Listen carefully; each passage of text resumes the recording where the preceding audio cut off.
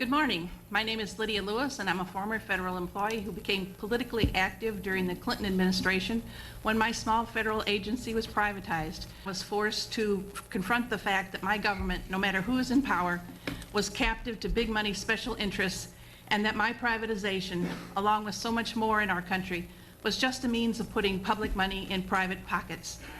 I ran for office as a platform to tell everyone that our country is in crisis. True representative democracy has become a travesty, and the middle class is dying because of deliberate assault from the right and criminal neglect by the left.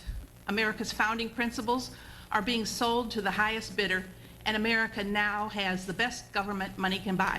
Corporate control of policy is why this administration started an illegal war on the lie that Iraq had weapons of mass destruction and Saddam was connected to al-Qaeda and thus to 9/11. Whatever you think of this war, it neatly disguises the fact that this administration is presiding over the worst systematic looting of the Treasury, the taxpayer, and the consumer since the robber baron era, and our children will pay the price. I do have solutions. They're open government, publicly funded elections, instant runoff voting, impartial redistricting. Do you believe that voters in Missouri and elsewhere should be required to show a photo ID? No, I don't. I would make it universal. If you live in this country and you're over 18 years old, you're automatically registered. The only people who want to have these restrictions are the people whose constituency find it very simple to go get an ID. Poor people, handicapped people, people who are working 2 and 3 jobs don't have that luxury.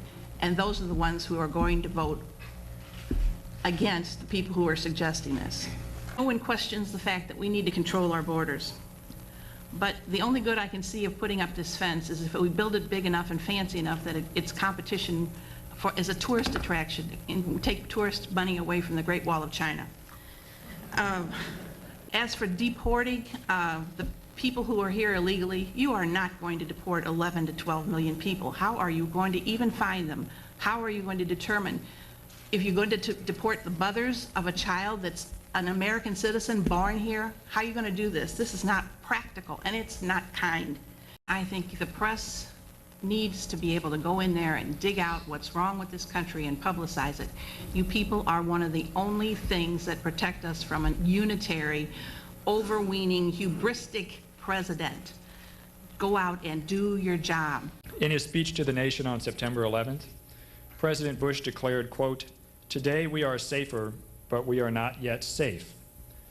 Do you believe the policies of President Bush's administration have made America safer since 9/11? Or are we just as vulnerable, or even more vulnerable, to the terrorist acts than on September 11th, 2001? We're creating more terrorists than we can kill. People out there, they use our administration as a recruiting tool. I appreciate being invited to speak this morning. I hope I've been able to give you some new ideas about how this country could be run differently from the way it's being run now, which is by pandering to people's fears and prejudices, trading on people's patriotism and pain, and then betraying their trust, all in the interest of profit. I hope I've made it clear that mouthing the principles of Washington and Jefferson but not living by them is a desecration of what those men fought for. That being the great hypocrite is what makes us into the great disappointment to our friends and the great Satan for those less kindly disposed. I hope I have shown you that the solution hasn't been and won't be found by the entrenched two-party system and the plutocracy that puts them in office, and that an informed and aroused American electorate is the only way to take the power of government back into our own hands. I realize that daily life can be about all one can handle sometimes, but too much is at stake to sit on the sidelines. With troops in Iraq and Afghanistan, the budget deficit, global warming, low-paying jobs, no pensions, no health care, and eroding civil liberties, we need to do more than just go shopping. Internationally, we cannot export democracy by making a mockery of our own principles.